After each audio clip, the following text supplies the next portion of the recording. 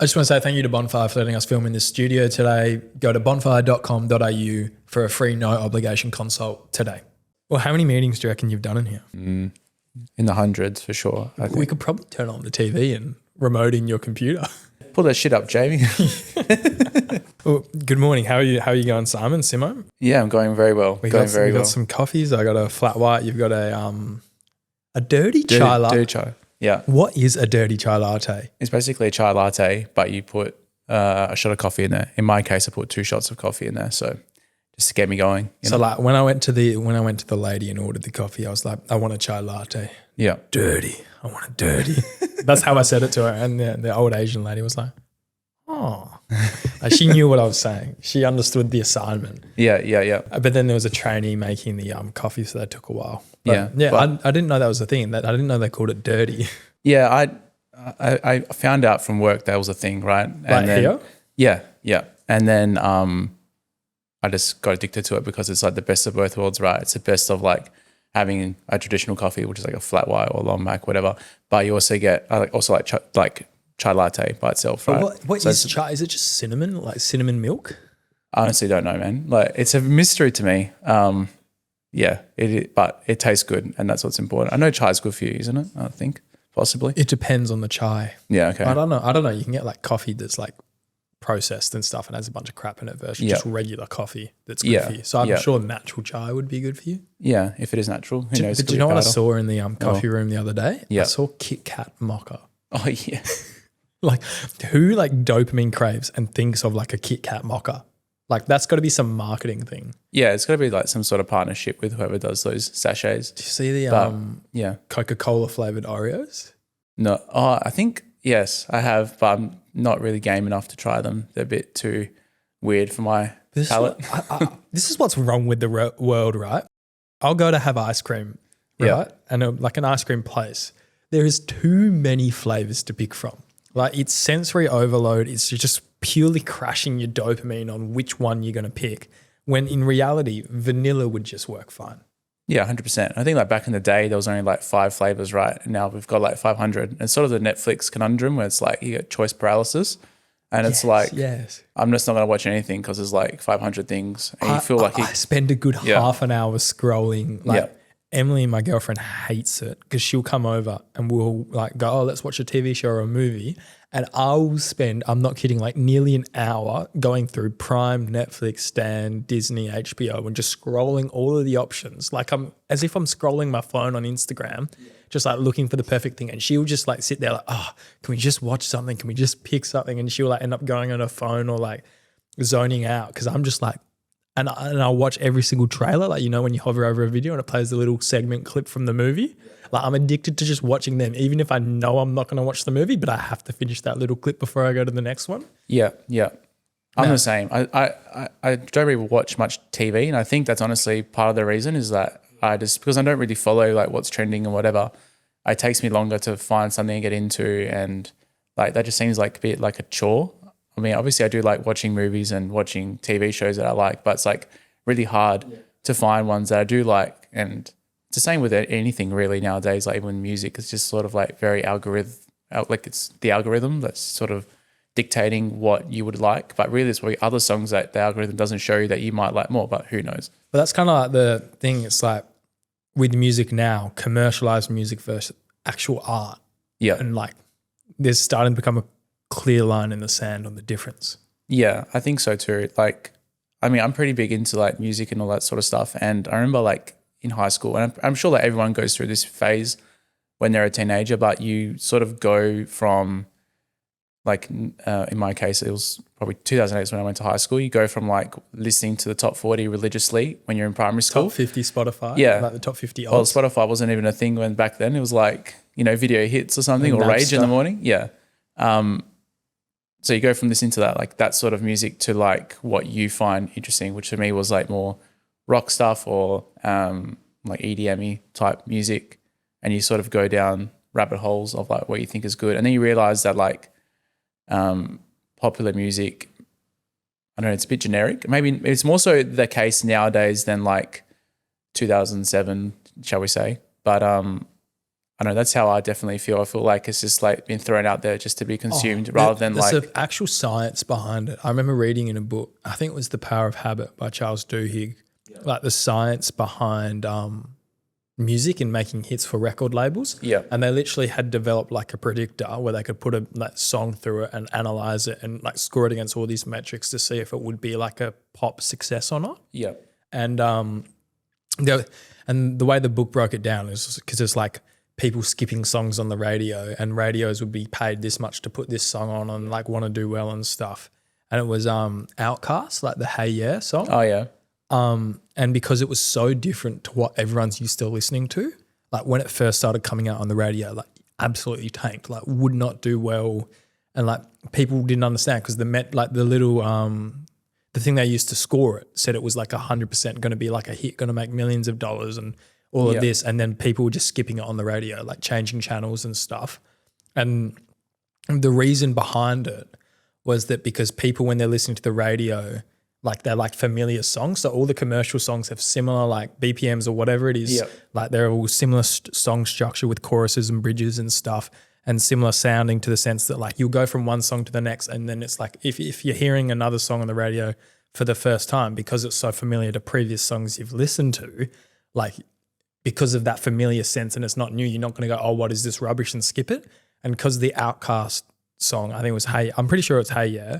Is that the name of the song? The one where I know the one you're talking about. Yeah, the one where like he's cloned himself. Andre 3000's cloned himself in the music video. He's playing everyone's like all the instruments and stuff. I'll bring it up now as we talk about it. But it was like that, and then the reason they the way they got people listening to it is they started pairing it with like the other top songs. So they would play like a top hit song. Then they'd play it, and then they'd play another top hit song back to back to kind of sandwich it with familiarity. So then people started like, it was some weird science behind it until people got used to it. And then once people got used to it, it was like a hit. But it's like the point of what I'm saying is there's like a pure science behind making hits in the algorithm of people like listening to music. Yeah, I agree. And I think like definitely from when that track came out, I think it came out in 2005-ish, 2004. Yeah, and they had that technology then. Yeah, but I think also Hey Yeah.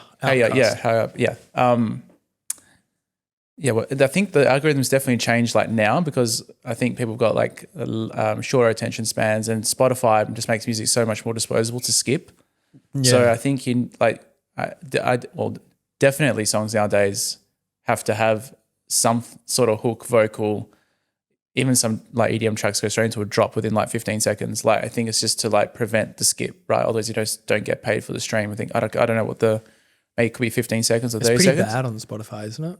Yeah, well, and I think they're all sort of bad. I know compared to like CD sales and vinyls and all that. Yeah. Yeah. But just touching upon that whole science thing, Dom Dollar, who's like a famous Australian DJ, I was listening to an interview with him, and he was talking about how he tries to include these sort of like some samples that the record label even thinks they're samples from like the 90s, but like it's actually just he just made it from scratch using, I guess influences from the past.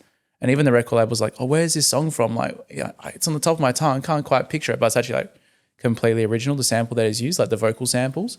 So yeah, I think that it just adds to your point about familiarity and the moment they start applying a science behind it and trying to make it like the same for everything and commercialize it, it destroys the art, because the whole point of the art, I feel, is that it's like original and authentic. It's not just a pre-programmed like algorithm.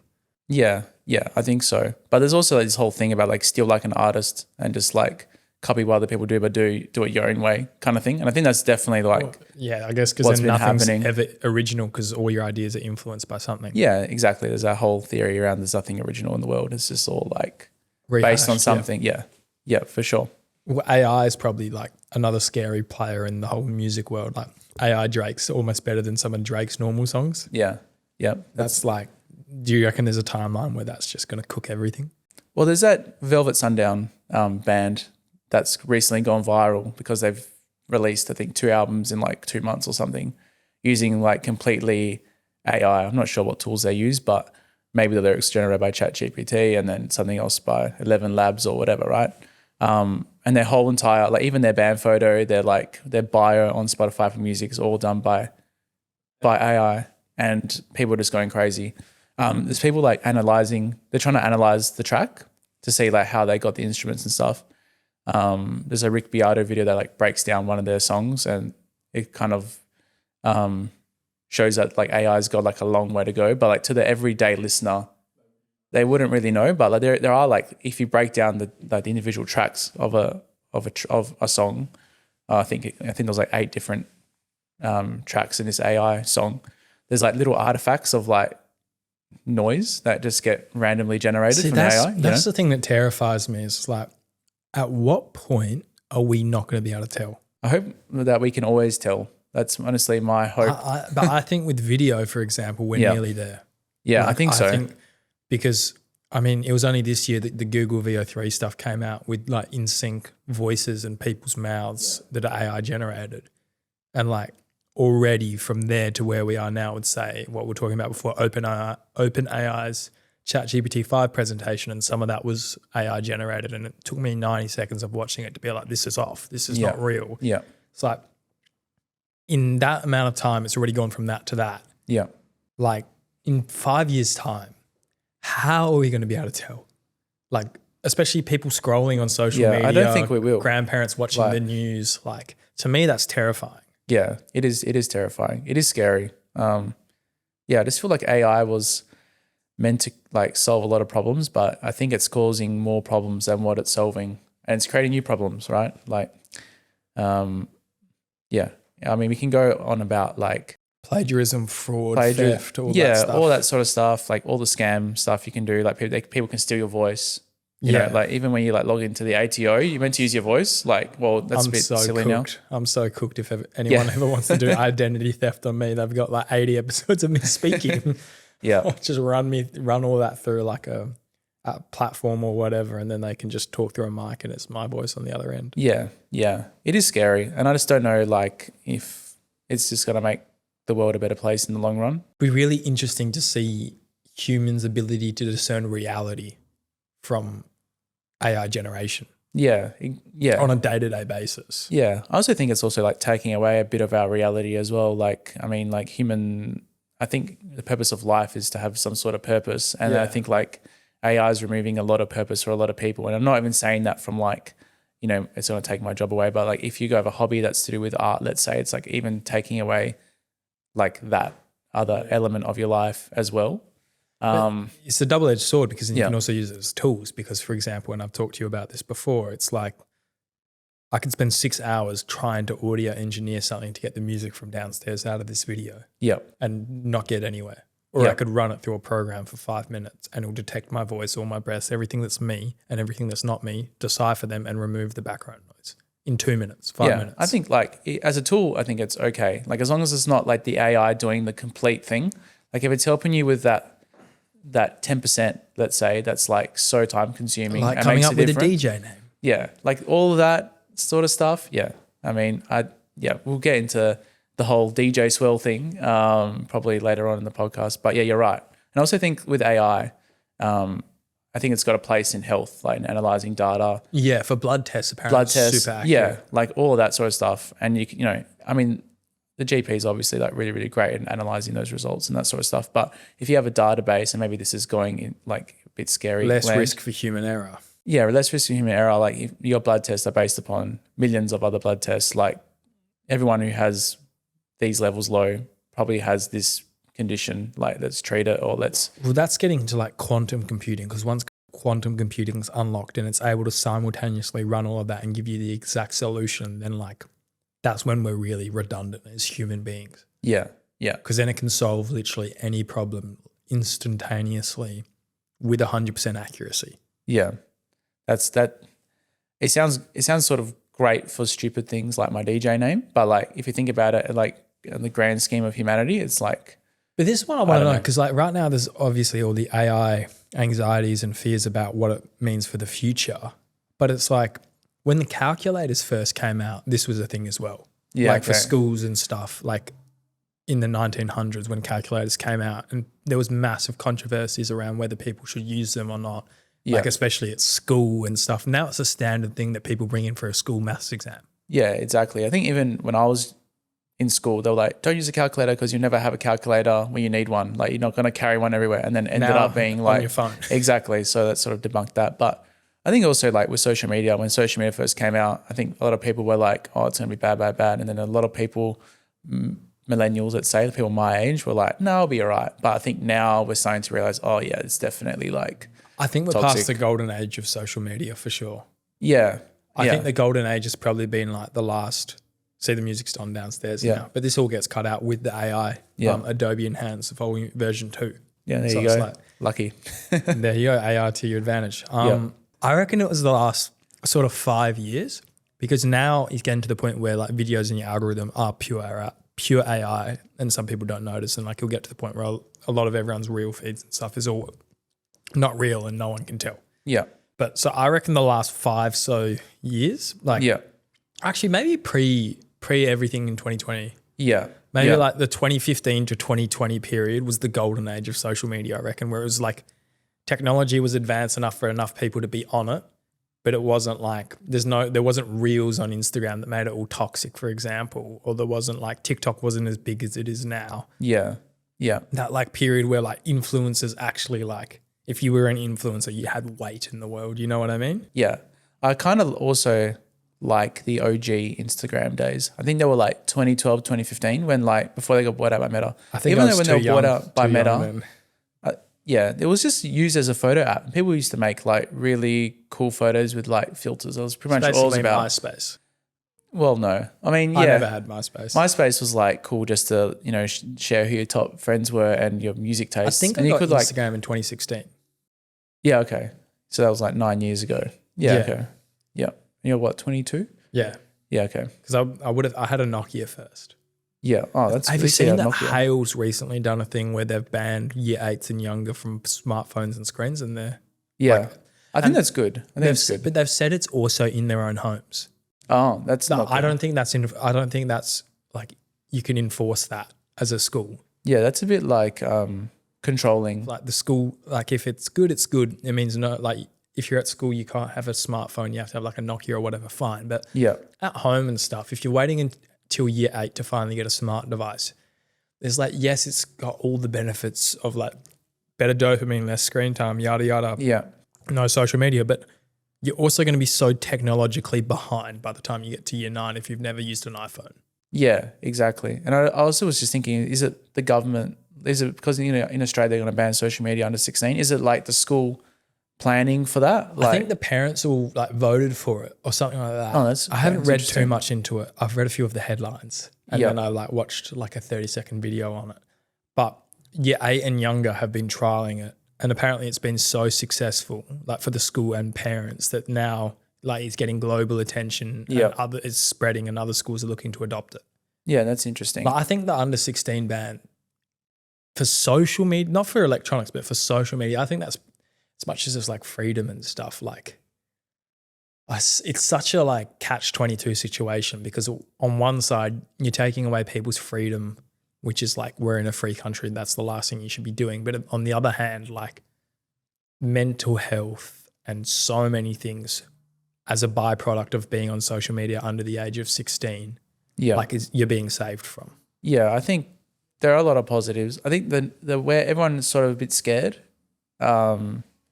is like, okay, maybe this is like the first step of something greater, which could be like, you need an ID to use the internet, blah, blah, blah.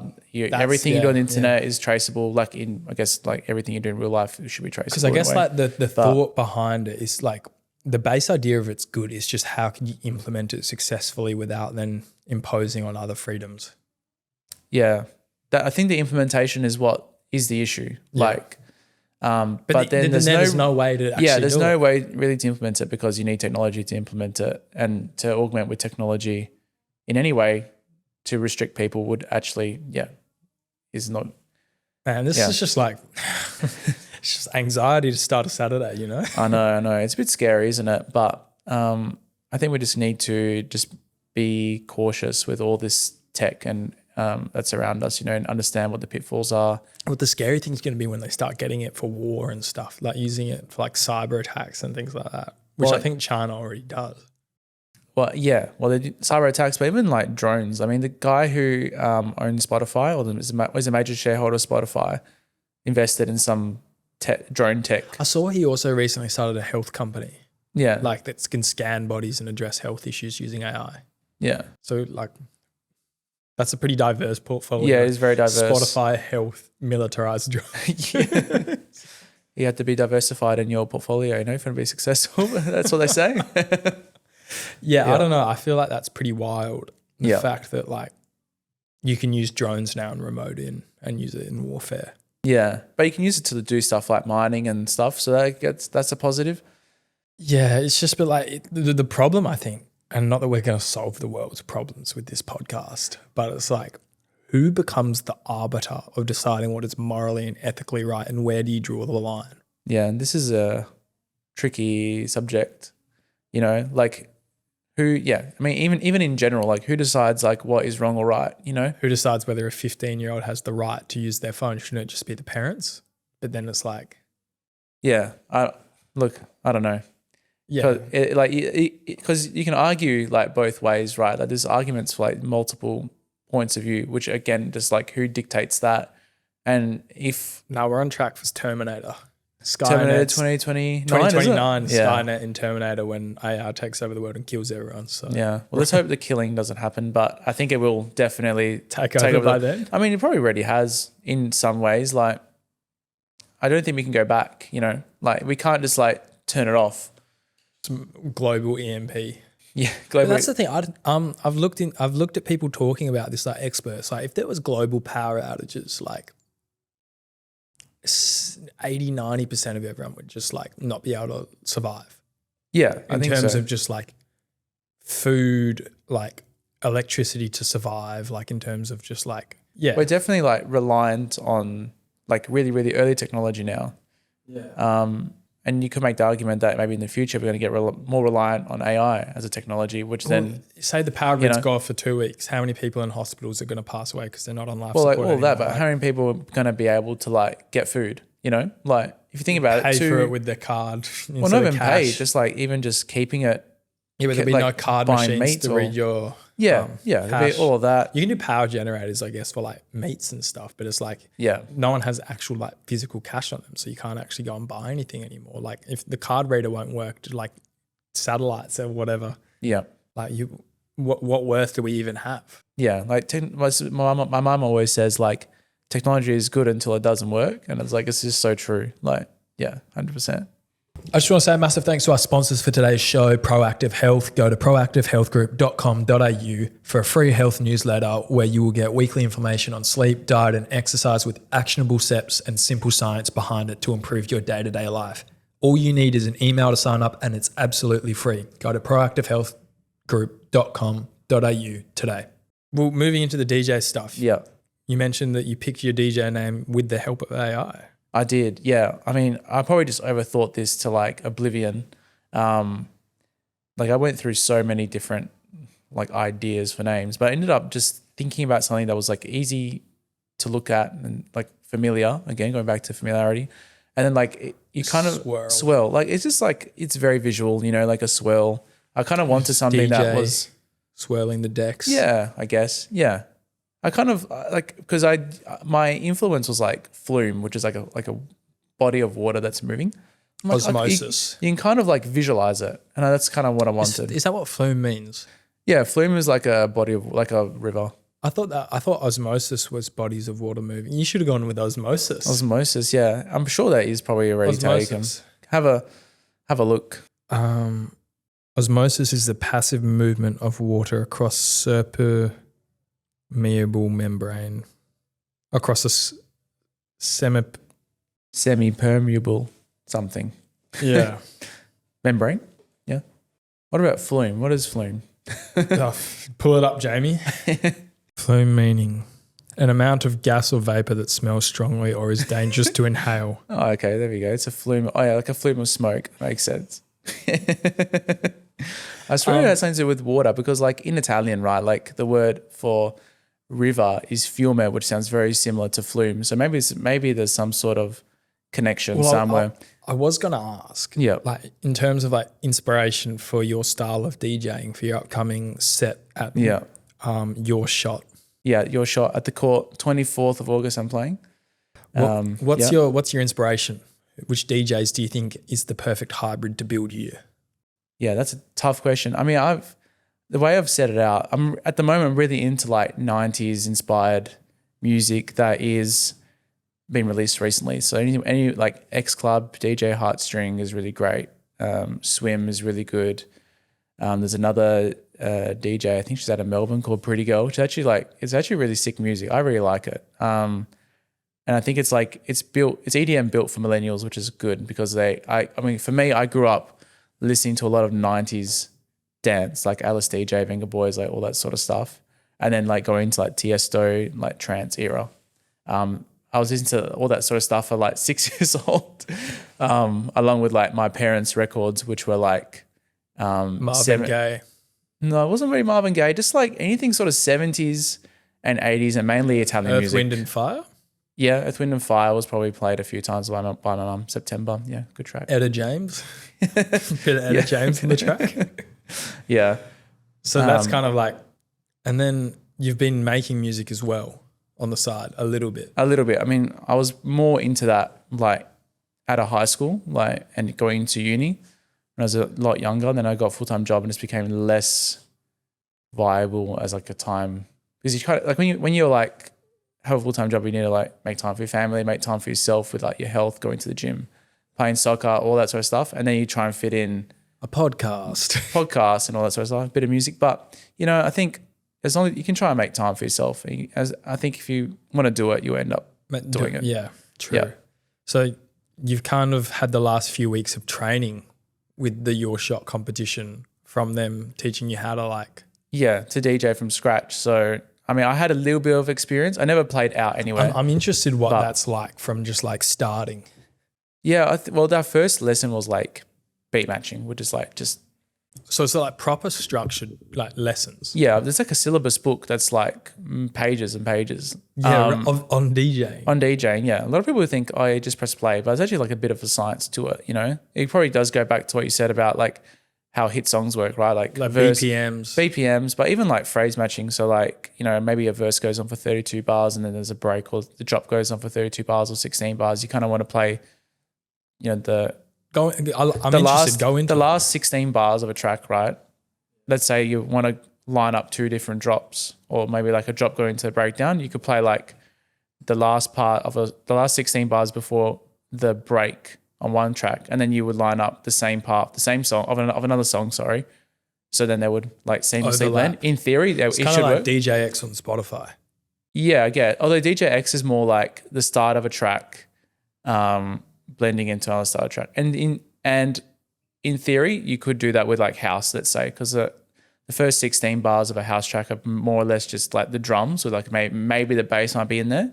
So and then the outro is the same, right? So you can play the outro of one, like let's say the track one is at the finish and it's the outro. You can play the intro of the next song, and then it'll seamlessly go into the verse or maybe into a build or whatever. Yeah. What are your thoughts on like vocals versus just beats on tracks? Oh, that's a good one. I like a lot of instrumental songs. Like, I just feel like I like the emotion that a track can get me. Like, I'm all for that. I mean, obviously vocals can do it too, but like just pure notes and sounds can like really make people feel a certain way. And I find that hell fascinating. I know this song's got vocals in it, but the drop and stuff in it where it's just like pure instrumental. It's the Rufus the Soul one.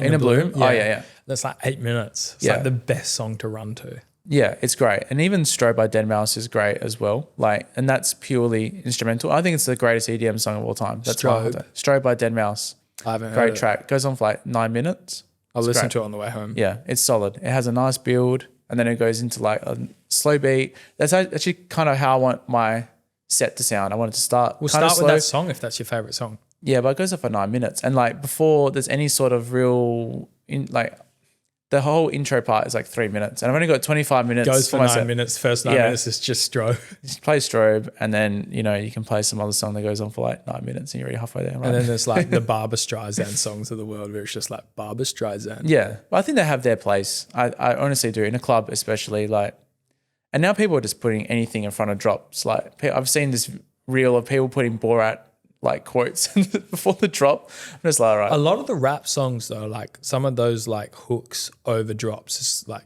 good. Like there's like a Baby Keem one. Yeah. That they put over Sexy Back or one of those songs. Okay, yeah. And it was like, it actually just like meshes so well together. I think there will be like coincidences like that, especially if the song's in the same key, same BPM. Like with rap, let's say rap is probably like, it's either going to be 87 BPM or like maybe in the hundreds, or it could be like a 140. And there's a lot of like, EDM tracks are in that 140 range that could potentially work, like a rap over that. Even some of like Flume's early stuff, like from 2012, some guy just put some Biggie Smalls acapellas over the top of it and made it like redid the whole album as a Biggie Smalls album. Like it was the same songs, but yeah, like there was I don't know what the exact 12 songs were, or how many tracks were on that Flume album, but he found like at least some Biggie Smalls song that would fit perfectly on top of a certain Flume song, which is impressive. That'd be cool. Yeah, I feel like, I mean, you look at like Will Smith, for example, yeah, who's recently released all of his like stuff. Yeah. And that freestyle that I showed you, the Action Star one. Oh, yeah. I watched a clip on Instagram and like they took his like vocals from that and put it on like a nice old school beat, and it actually sounded so much better. Yeah. It like wouldn't surprise me. And he was like, but to me, it's just like the beat can make or break the vocals. Whereas I feel like the vocals has less of an effect on the beat that the beat does on the vocals. Like I feel like the beats, not that it's to say that the vocals aren't important, but I feel like the beat is the like. Yeah, I think that's the case for like more modern music. Actually, I think all music, now that you say it. Yeah, okay, I agree. That's like I agree. I'm thinking about like, it makes you feel, you know? Yeah. Like I feel like the voice is like the cherry on top. Or maybe it's a bit more important than just the cherry, but like, you know what I'm saying? Like you could, if you have a really good beat and then like other vocals match with it, you can put any of them on and it'll work. Yeah. Whereas if you have a shitty beat but the best vocals and you put the best vocals on the shitty beat, it's just not going to go together. Yeah, that's very true. That's very true. But yeah, and at the same time, like if you had the pure a cappella of a track versus the pure instrumental of a track, like which one would you pick? You probably pick the instrumental, right? Yeah. Unless it's like some Whitney Houston or maybe like Celine Dion or something or Andrea Bocelli's probably you would rather listen to the voice than the backing track, although like Andrea Bocelli's songs have got great backing tracks. But I think, there are definitely probably exceptions. Yeah. How are you finding all the training for the comp? Training's really good. I really enjoy it. Like I go there every Sunday, Sunday night. Is the demographic of the people there? Is it like mixed bag or? I think I'm the oldest person in my class, but I think the average age is probably like mid to late 20s. There is someone who's 65 doing the competition, and I want to see his set. I reckon it'll be sick because he's got like, he has locks. Yeah, he'll have taste, and he might throw in something from the 60s or something hell random, or something from the 80s. No, it's just going to be meta and modern. Yeah, like I doubt. All I'm saying is I doubt the 65-year-old guy's going to play like Charlie XCX Brat, like. Is that what's going in your set list? I have an edit that I'm working on for one of Charlie's songs, yes, because I just feel like it needs to go in there. I really like that album. I think it's just a good album, So training's going good then? Training's going really good. I feel like at times I'm a little bit behind, but it's just sometimes it's just like a quick chat with my trainer, DJ Destic, big shout out to her. She's great. It just can just solve a lot of my issues and something. And I find that the solutions to whatever I'm facing is just so simple. It's like either just throw the idea out the window for a transition, or think about something else, or maybe that transition would work later on in the set. Or so is the big thing just the transitions?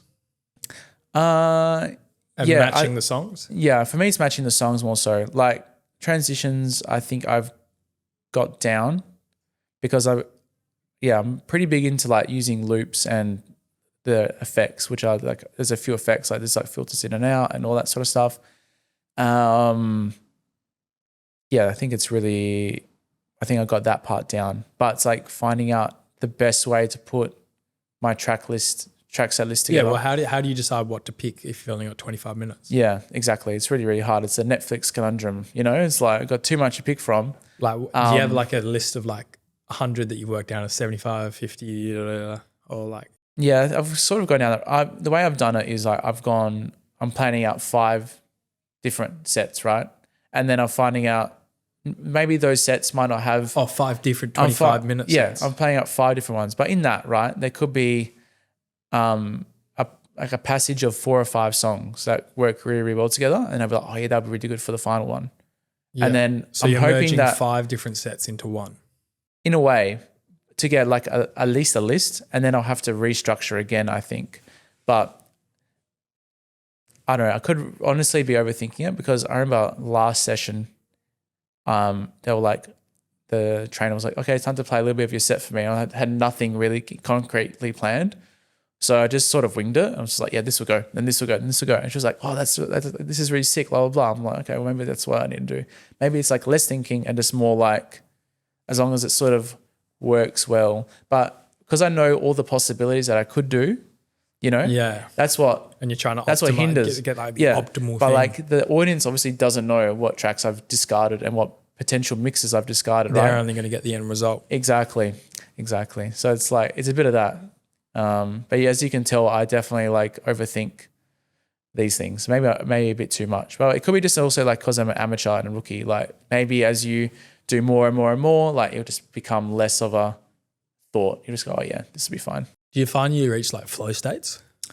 Yeah, I do. Which is where like everything's clicking and the next song you just perfectly can get it like transition to. Yeah, I feel like for me, once I get past the third also track, it's just like when you go for a run, you got a K to warm up. Yeah, exactly. It's like, oh yeah, I know where everything is on the controller. Like you can loop here, you know, you can sort of do things kind of with muscle memory. Yeah, okay. But like starting off, your set is quite like, you know, you're sticking USB in and then you go to source and then you're just looking. It's very like boring, I guess. But then once you really get into it, you're sort of more using your brain, your hands, and just, I don't know, you really get into this state. It's great. Does it become muscle memory with your hands, you reckon? I think it can, yeah. I think the real pro ones, like the guys who do like the vinyl scratchings and stuff, I think for them, definitely like they've done it enough that they just can get a feel for and they kind of understand doing. What would work, what doesn't work just by default, like just because they got experience. But how long do you reckon it takes to get that? I think a long time. If you wanted to be like a vinyl DJ, I think it does take longer than what, like I'm not going to become a vinyl DJ. Mine is just EDM. I'm more focused upon like finding songs that make people feel a certain way and taking people through a journey. And then, you know, maybe having a couple songs that everyone knows and they sing along, and, you know, it's all about crowd interaction. Well, I was going to say, like performance, like are you nervous for that part of it? At the moment, I'm not, but I'm sure on the day I will. Like, I just feel like I'm just got to go up there and do it, right? Like, I don't know. At the moment, I'm quite calm. That's the one thing you're not overthinking. Yeah, exactly. The one thing I'm not overthinking is the actual day. I think that's why, because if I'm really, really prepared, in my head, I'm thinking, if I'm really, really prepared, I've got nothing to worry about. Yeah. But the danger with that is that if I over prepare, then that becomes a danger. Because like in Record Box, you can set your cue points where you want songs to start and memory points. You start putting like 50 of those into a track, you're like, oh, was this memory point meant to be for the start or the end? Then you start panicking. So there's a bit of, it's a fine balance. Yeah. It's like artists that forget their lyrics at a concert. Yeah. Like what made you decide to want to like do this? Last year I think was a tough year that made me realize that like time is short, shall we say. And I just feel like if I'm not going to do it now, then I'm never going to do it. So I just applied and I got in completely by chance because I saw someone's Instagram reel saying, I'm doing this Your Shot thing. I was like, oh, maybe it's time to apply. So I just applied. The application is still open, but I actually applied on the day that it was the like the induction day. So, but someone had like pulled out for whatever, I'm not sure why. And they went through obviously again maybe the most recent 50 like people who applied who didn't get in. And they were like, hey, like, you know, we really liked your application, blah, blah, blah. What's the application have to include? It's more like the reasons why you wanted to do it, and then what type of music you want to play, and then if you got any experience. Yeah, I think, and there was also like a phone interview as well. So they sort of like Met you. They vet me out. Yeah. And your like application, was there like a theme of it? I did it honestly at work on my lunch break. I did it like 10 minutes. I spent on it. It sounds like when you don't overthink stuff, it's Yeah, when the it's magic really, happens. I think you're right. Honestly, I think you're right. But I kind of was like saying what I was saying before. Like I had a bit of a rough year last year, and I just felt like I need to take my shot, kind of vibe. It's poetic. Yeah, I had to use your shot and your shot. It makes sense, right? Yeah. So I went down that. Like last year was rough. Like I had at the start, midway through the year, had a cancer scare, which was hell scary, and got through that. And then as soon as I got through that, I had like a cerebral spinal fluid leak. And I don't even know how that even happens. Apparently it's very common, but I had a massive hole in my spinal cord, which is like 1 centimeter. And I just had like these massive headaches, and I went to the emergency. They thought it was like a really bad migraine, but I was like, no, this is like next level compared to a migraine. I mean, I've probably only had a handful of migraines in my life, fortunately. And migraines are bad enough. Like, migraines are like crazy. And you just got to go into a dark room and just sit there, right? It's just like there's levels to this. It's like when you have a headache, and people that have headaches and don't have migraines are like, oh, migraines probably just like a worse headache. It's like, it's not. When you have a migraine, you'll know it's a migraine because you'll be like, it's debilitating as well. Headache, throwing up, like can't get out of bed, hate bright lights. Yeah. And then like to say that it's a whole nother level from a migraine. Yeah. I would say like it's the reason why I was another level on top of migraine is because it felt like a really, really bad migraine, but like just maybe a notch more. But also like it was 11 days of before you went to the hospital. No, before I had my surgery. And you can't do anything. And were you in hospital for the whole period? Yeah. And the only thing they can do for cerebral spinal fluid leak until you can get surgery to fix it, if it's like my grade, which was like the 1 centimeter hole, but if it's a smaller one, it can usually just goes away by itself. Yeah. You have to lie down flat, and you have to lie down sort of on a negative angle. So then the fluid in your spinal cord ends up going to your brain. So that's what causes the headaches. I can't remember if it's either you don't have enough spinal fluid in your brain that causes headaches, or if it's too much, or maybe it's both. I don't know. But obviously with a leak, there's a massive imbalance and in then that. Mobility would affect. Well, I had to like learn how to walk again. But yeah, it sounds like it's really bad. But like it took me like a day to get used to it, because you just no, it took you months of rehab as well. Yeah, months of rehab to get over really the surgery part. Yeah, for me because I remember first getting out of bed, and it was great because I just didn't have a headache, and I just stood up thinking that I could just walk, and I just ended up falling on the floor. In the hospital. Yeah, in the hospital. I was like, oh, right, okay. I need to actually, take the time to learn. But I mean, it was fine. I just got like a walking frame and just did a couple of laps around Mount Hospital inside the ward. And then I tried without the walking frame. It was fine. So made it sound like, in terms of like, it was a massive thing, but yeah, but it is pretty significant. It's significant. Major spine surgery to fix like your ability to walk. Yeah. How do you get through that? Being positive? Yeah, I think that's really important. I think I'm sort of very strong in my faith. So I just think that like everything will be better. Like God has a plan for me, blah, blah, blah. It's a pillar of strength. Yeah. I think that's really important. There's this story in the Bible that everyone sort of goes on about with when you go through hardship, and it's like, God promised the Jews in the Old Testament that like, they'll be sent to the promised land eventually, right? And then they ended up moving from one area and thinking that they were going to go into the promised land, but like God made them wander in the desert for like 40 years before they reached the promised land. So I think that's maybe I'm just in that limbo state, of the 40 years of wandering. Maybe hopefully it's not 40 years, but it's a time of just like, you need to suffer before it gets better kind of thing. And it has, to be fair, like it has gone a lot better from last year. Like it's great. As in like you're now more optimistic, trying newer things like the DJ event, for example, and making your EP, which eventually is going to come out.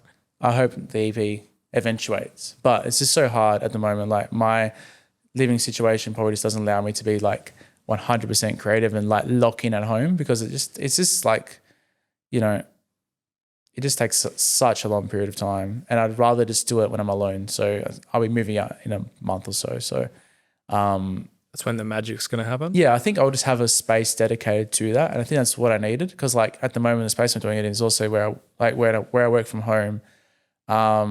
It's like the home office. My family and uses that room all the time for other things. You know, like it's just not like a dedicated space. So yeah, cool. So you kind of stuff happened last year. You've kind of used it as fuel for this year, especially in taking the step to do this sort of thing. Yeah. Where do you see it going? I mean, it'd be cool to like, you know, do the whole travel thing. Euro summer. Yeah, I guess. But like, I'm also like 30 now, and I've kind of want to be in a place where I can settle down and, you know, have kids and have a wife, blah, blah, blah. Like I'm definitely in that sort of phase of my life. So it's kind of like... Hear this, guys? He's single. So there's that.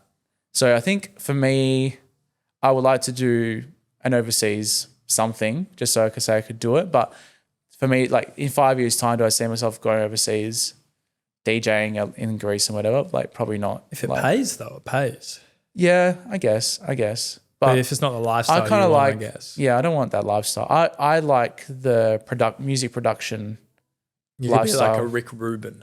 Yeah, although Rick Rubin doesn't actually play any instruments, he's sort of there as a guy who just like influences taste and like take this out or like you should add this in. And he's actually really good at that. So, but yeah, I mean, if it ends up being a hobby for me, great. If I can, let's say the more production side takes off, that'd be really, really good. And then I'll just DJ on the side at, you know, locally in clubs or maybe at a festival. I think that'd be cool. Yeah. But if I was like 21 and you asked me that question, I'd be like, well, what do you enjoy more? Let's go. What do you enjoy more, the DJing side of it or like the EP making music side of it? At the moment, it's definitely the EP making music side of it. But I was talking to... Well, you could always be an artist and actually just make music. Yeah, as opposed to like being a DJ, and then you don't have to travel for it. Yeah, that's true. But I also just wonder if maybe I will like DJing more, because I've actually I've played at house parties and all that sort of stuff, but maybe playing in front of a crowd of strangers and actually just getting them to like... It's exciting. Yeah, maybe that's going to be more exciting, and maybe I might change my answer after your shot. I don't know, but after you win your shot. Yeah, well, I'm going for it. I'm going for the win. Put it that way. I'll try my best. Like I'm just competing. I'm going to say the cliche thing and be like, you know, I'm competing with myself, and like I'm going to like leave no stone unturned that like, you know, I need to do the best that I possibly can. No what ifs. Yeah, exactly. No what ifs. If I do the best that I can do knowing that there's no what ifs and I lose, I'm going to be happy. But if I lose and I'm like, and I took it half-assed, you know, and just gone, oh yeah, I'll just throw anything out there, you know, that would make me more sad. My opinion. What styles influence your EP making? It's the same type of music. Not your EP music. making, but your music producing. Yeah, it's the same type of songs. Like just EDM. Yeah, I do like ambient. I just end up producing more ambient stuff. Like I'll go and just go, I'm going to try and learn how to make like a dubstep track, and it just sounds like it's got like pads and like melodies. How do you learn to do that? That's something I find fascinating. Is like when are you like you have a really good understanding of the theory and you know what works well, or are you just putting stuff together and trialing it? It's very technical. Like music production is so technical. Like everything from sound selection to how you mix a track, even the whole mastering thing, and like leveling your tracks out. And there's this thing called like a very basic thing in music production called side chaining, which is like when the kick plays, you make some other variable in your track drop. I mean, it could be like a bass line or like a synth or something. So that's how you get that pumping effect. So you kind of have to learn all these sort of basic things. And there's lots of tutorials out there. So the way I do it is probably mainly I try and just copy everything that I'll have the YouTube tutorial on one screen and then my Ableton on the screen, and I'll watch like 1 minute of it and then I'll try and replicate it. I'm like, okay, so he's done that, and I'll take some notes. The other way, and probably the better way, is I think you probably need to go through maybe a couple months before you can do this, but like of learning like tutorials, but getting a song you like and just trying to recreate it. Yeah, okay. And then I mean, you can actually probably just, if you're very basic into it, you can definitely just grab a song you like and then just sketch out, okay, so from beat 1 to beat 8 is the intro, and then from beat 9 to 16 is the breakdown. Then there's a drop at beat 33, whatever, right? You can sketch that out. Like that doesn't really take 2 months to learn. But like sound design, like how sounds are made, just some wacky shit. Like it's actually crazy. Like I don't know. I feel like this is something that wigs me out when I try and think too deep into it. But it's like, say your phone, right? Yeah. And just like a bunch of just electronic parts in your phone. Yeah. And this may sound like really, really bizarre, but it's like the concept to me that from my phone, from a connection online, this little machine, I can press play on any song and it can replicate any sound coming out of the machine, and like all these little components in the machine can produce this exact accurate noise of some random thing that's never produced before, all from like a reception online. Like, if I'm looking at that like a caveman, like, because I feel like, because we see all this on a day-to-day basis, all this technology and stuff, like it's pretty normalized to us. Like we don't really think that deeply into it. But sometimes I wig myself out by thinking, well, how is my little phone speaker, like the actual electronics inside it, combining to make this perfect sound that it's never played before and play it in this perfect like pitch to me? Yeah. Like that wigs me out, that whole concept. Yeah, it does wig me out. And even like when you create it, like, because most sounds just come from like certain waveforms, right? Like, I mean, I'm going to go into this massive tangent. Like bass sounds are like, if they're like really mellow bass sounds, it's just made out of a sine wave. And then the faster the sound wave moves, the higher the pitch, right? Like it's sort of random crap like that. And then there's the whole frequency spectrum thing where like bass sits anywhere between like 0 hertz and maybe 100 or 200. And then the highs are like up in the thousands, and then there's mids. Which is like my voice, I guess. Or maybe my voice would be more bassy, but like.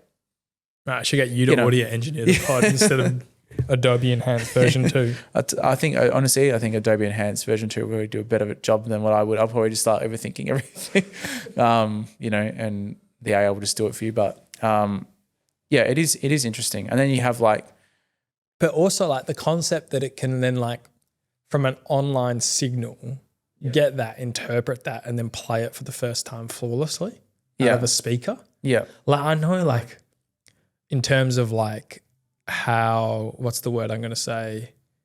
When you like exposed to something, you become desensitized to it. I know we're so desensitized to like it because we see it on an everyday basis, but it's just like the fact that my Wi-Fi connection can then download a song that then can be played like perfectly out of a speaker for the first time. Like, this is like some real hippie, like massive marijuana high thought concept shit right now. But it's like, that wigs me out. Like, I think, this concept of like getting something off the internet and putting it on a device is just something like really crazy and weird as well. Like, that's not, like, if you actually think about it, that's crazy fucking tech. Yeah, like to go on YouTube and search in a video and like a camera's like the ability for a camera to capture and record this and then replicate it onto YouTube and then have the exact pixels and like all just from a SIM card that then downloads something online and then can be replicated onto a screen. Like, if a caveman saw that, it would be magic. Yeah, I think so. Yeah. We're just desensitized to it. Like, but no one actually stops, I think, to like, and apart from the people that like built it, obviously, but like the average like Joe Blow doesn't just like sit there and like actually stop to think about that. Yeah, like, that's so true. I think even like DJs probably don't even know how like a speaker would work, but like a speaker is like the key, or even there's not even a DJ, like someone who listens to music a lot doesn't know how a speaker works, and like it's so key to their experience. Yeah, because like I can understand like a guitar string, you struck it and the vibrations make the noise. Yeah. But it's like, this is just like machinery like inside of a phone, and like it's not just like one instrumental noise from one machine. It's like 100 different little machines making 100 different little noises to make the song come out of the phone. Yeah. It's also, I think it's vibration out of your phone, right? So, but it's crazy to think that like, you think like something vibrates, it would just vibrate the same, but like it doesn't. And it's also kind of crazy that like this little thing, or maybe it's a big thing in your phone. I actually don't know, but like, yeah, can If you generate if you want to get deep, a plethora of sound. if you want to go down the road of a conspiracy theorist, Oh yeah, here we go. That's what some people believe the pyramids are. Big Speakers. Big energy harvesters from sound vibrations. I mean, I don't know what makes people think that. Like, as in, like, the perfect symmetry of the periods, how the chambers are designed for vibrations and echoes and stuff, and like the energy output that it would have, and like the perfect alignment with like geographically that the pyramids are, like to the exact like metric. It's just like insane. Yeah. And it's like the conspiracies are right. And I'm going to go Rogan on you here. Oh, here we go. So you know how like people believe society is like 6,000, 7,000 years old with the hunter-gatherers and then yada, yada, yada. Oh, yeah. Like people think, right, that there was actually human civilizations that were advanced in technology before that, 11,000 plus years old, that were the same as us, just went down a different technological route as opposed to, say, like the industrial combustion engine and the physics we use. Yeah. They use a different sort of technology that they excelled in, whether it was sound as energy or vibrations as energy or whatever, and they've gone down that route. And that's the civilization that have built the pyramids and the things like that. Because if you look at the carbon dating of the stones of the pyramid, they're much older than 7,000 years. Like even the Sphinx, for example, everything apart from the head is much older than 7,000 years. They reckon the head of the pharaoh was carved out and originally was a lion. Yeah. So the conspiracy is that civilization is much older, and there was this advanced civilization that built like the pyramids and all of that. And then when the great cataclysms happen, which all the biblical stories from around the world that aren't even the same tell the story of a great flood and a great reset happening. So they think that this is what's happened, is there's been like a great cataclysm globally that's reset everything and wiped out that civilization. And then the only things to last from that civilization are folklore stories that are in all the religions, and something like the pyramids that are so big that mass flooding or whatever couldn't erode. So that's the theory, is that built by a different civilization that used a different technology that was something to do with sound and vibrations for energy harvesting. Yeah. I just think there's like, I don't know if maybe that's true, but like, I mean, it's plausible, I guess. In some they've just found with LiDAR, like 2,000 or 200 meters under the pyramid, there's massive the spirals. Yeah, I've seen that. The coils. I was going to say, I definitely think there's something going on with those pyramids. Like, yeah, I don't know what, but like the fact that, is it the latitude or something of the pyramids? The exact latitude, longitude. Is like this, the distance, but it's like, I think it's something to do with a light year or speed of light or something, right? It's something wacky like that. Yeah, and it's like they got the perfect alignment with like the stars and the sun or something. Yeah, like that. something weird. Which I guess maybe, I know like ancient religions even older than like Judaism and all that, like paganism and all that sort of stuff, really were into all that sort of stuff. So it could be that. Who knows? Could be like a temple to the sun, or and the way they did that was. I'm putting my money on energy harvester for a different civilization. Yeah, that use sound to like harvest energy. Who knows? Well, I've seen another one where it's like it was a massive fertilizer producing machine. The pyramids? Yeah. How? That used like the fertilizers for like Egyptians and stuff that they all used. Yeah. And like, because it used to all be green and stuff. It wasn't like a desert. Right. Okay. That's plausible. And they used it to create like super fertilizer. Yeah. Okay. What's like the super fertilizer in the Amazon? That like, because there's all the ancient civilizations from the Amazon that all got wiped out from disease and plague when the Spanish people went through it. That's right. Yeah. But like the fertilizer from the Amazon is like super fertilizer. That's why the Amazon's like that. And they reckon it's like an artificial man-made fertilizer. It's not natural. Right. And that's why the Amazon's like vegetation on steroids. Yeah, because like usually those types of area, like vegetation comes from like areas where there's like volcanic activity. I don't think there's any volcanoes and stuff in like Brazil or whatever. Maybe there is, but fact check me on that. But I mean, in Italy, for example, like you can grow like anything without even trying. Like you just put a seed anywhere in any soil and water it, it will just grow. The tomatoes here versus Italy are anemic. Yeah, it's next level, isn't it? Difference, but yeah, because that's the thing with the Amazon. It's like the first people that went through the Amazon River and were like reported on hundreds of thousands of like people and civilizations throughout the Amazon. And then by the time the next people came, there was nothing. because like those first people came and like their plagues and stuff literally wiped all of them out because like those people weren't used to all of that. Yeah. And then because of all the super fertilization and stuff, it just overgrew all of like the structures and stuff, because what they've been doing is using LiDAR to fly over the Amazon rainforest, and they can see all of the structures and like even the crop patterns and stuff. Yeah, okay. That like are man-made. Yeah. So, and this has all just been overgrown with vegetation from the super fertilizer. Right. Yeah. And this is don't call me a conspiracist, guys. I'm not a conspiracy theorist, but I do love a good conspiracy. I think like even I'm not one to like believe all of them or whatever, but like it just makes people think, and I think it's a good thing. I was talking about this on another podcast I recently went on, and the whole thing was like, why are conspiracy theories so romanticized? Like it's just like you want it to be true. Like it's kind of like if you believe something that's against like the cultural or the norm belief, and then it gets proved to be right, it's almost like your identity is being validated. Yeah, I just feel like it's like you know some special knowledge that like no one else does. I think that's part of it. Or you were able to see like it differently to how other people saw, and you were right and they were wrong, and it's like and it's like I plan my like I know some conspiracy theorists like plan their life around events that they think are going to happen. Oh, really? Yeah. Like, I mean, obviously so I just entertain hardcore, like the moon landing being fake, or the pyramids being a but different I'm talking like civilization. people, who think the world are going to end, and like then they're doom preppers. Yeah, they just go inside like bunkers and go, because of. Do you see Bill Gates like a few years ago built like a couple $100 million like bunker complex? Oh, I did not see. Where was this the one? No, it's Zuck. It's Zuck that did it. Oh, Zuckerberg. Yeah.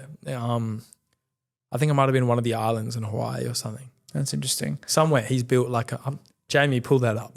I've also heard that like I'm not sure which multi-millionaire or billionaires in America, but it could like it's definitely like they're like tech people or whatever, have built farms in New Zealand, and there's a lot of people thinking that like, if something was to go down, where would the best place to live? And it'll be like New Zealand, because it's like it's isolated enough, and you can. It's another place similar to like fertile is southern Europe, where it's like fertile soil. Yeah. Here we go. Mark Zuckerberg is building a massive secretive compound in Hawaii, which includes a large underground shelter. While the shelter is described as a bunker in some reports, Zuckerberg insists it's more of a little storm shelter. The compound is known as the Koalu Ranch. Interesting. And it's built over 14,000 acres of land. Oh, wow. 30 bedrooms. Cost estimated to be $270 million. Wow. So that's a little storm shelter, isn't it? I mean, my God, my little storm shelter is like my shed in my backyard. When Zuck's doing that, man, he must know something that we don't. Yeah, I mean, the conspiracy theorist in everyone would be like, yeah, that's so true. But then it's also like, what would it be? Yeah, but if the world went to shit, how's he even going to get to Hawaii, Yeah, unless he just, if we have to track his like, we got to track his plane. If he starts going to Hawaii, but it's we like know shit's going to go down. If like global EMP, we're talking energy outage, the plane's not going to be able to get there. So and we won't be able to see his plane. So yeah, and then the flight risk of hitting other planes in the air. Well, I know that's like it's pretty minimal, but I mean, the flight risk is there with the technology. So it's possible. Yeah, that's wild. I don't know. I love entertaining a good conspiracy theory. I feel like it just like the what ifs are so like. Yeah. The what ifs that aren't like your life. Yeah. Because when it's your life, it's a bit like anxiety driven. Yeah. Like, what if I'm not doing the right thing, yada, yada. But like the what ifs in terms of like, what if the moon landing was fake? Like, it's just like. Yeah. It's exciting. It's exciting. Yeah. I also think we've reached a point now where we're probably far along enough where like something like that wouldn't necessarily like change the world for like a massively like. Or like 9/11 being an inside joke. Oh God, let's not go down that road. Let's not go down that road. Just messing with you. All right, tombstones. I ask every guest this question. Oh God. So when people die, right, they get their tombstone and they have a character limit, a title character limit on their tombstone. Yeah. What would you want your tombstone to be? Take as long as you want. The first thing that comes to my head is like, so corny, but like just like family man, artist, marketer. I don't know. It's nothing really too profound. Simon was a family man. Yeah. I mean, I'm very close to my family. Well, that's the thing. This is what I've talked to everyone about. Yeah. And you can answer it again in a second if you want, if you thought of something better. But it's like everyone tries to think of something really clever or like the perfect like thing to like fit in or something. But it's the corny thing that jumps out at you first. That is like the true answer, even if there's no like fancy wording on it. Like mine, I always use an example is was a good person. Oh yeah, was a good person. Like as much as that's like meta or corny or like not clever or whatever, like that's just genuinely like the thing that jumps out to me, and it doesn't make any sense, but it just seems right. Yeah. So it's like could be something as simple as that doesn't really. Be funny to put like buried alive or something on there. Yeah, but like, so what would you want? What do you reckon? What jumps out at you? I'm honestly not sure. I can give you some examples of other guests. Yeah, okay, go for it. Go for it. Joel Kandai recently came on. His was He Lived, because he's recently gone through a big transformation. He wants people to know that he like gave it a shot, like gave life a shot. He lived, and not like what's that mean to him? What's that mean to other people? Sherry, who just came on, is a beloved mother and wife. Like that's what she wants. Yeah, she can have kids. Like hopefully she has kids one day. She said, and then that's what hers would be. Yeah. So it can be very like, what jumps out at you? Yeah, I just think Family Man is probably just the one. Like that's but there's no right or wrong answer. Yeah, I just think that's it. Maybe the other stuff, like artist and marketer, can just let's throw that in the bin. I think because what's really important to you at the end of the day. Yeah, exactly. Yeah, I think that's just is fine. Awesome. I hope that's my probably similar to Sherry. Like I hope one day I have kids and all of that sort of stuff.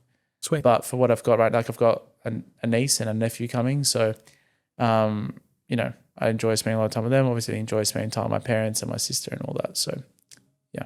Cool. Well, where can everyone find your stuff? Where can they buy your tickets? Well, you can get a ticket on. Sure, maybe you'll put a link somewhere, but they'll all be in the description. Yeah, you say a link in so there, that I know where to find. But you just got to make sure you pick the Sunday ticket, or you can get a 2-day ticket, and then add my promo code, which is Swirl. Just SWIRL. Sweet. And Instagram? Instagram is swirl.wav.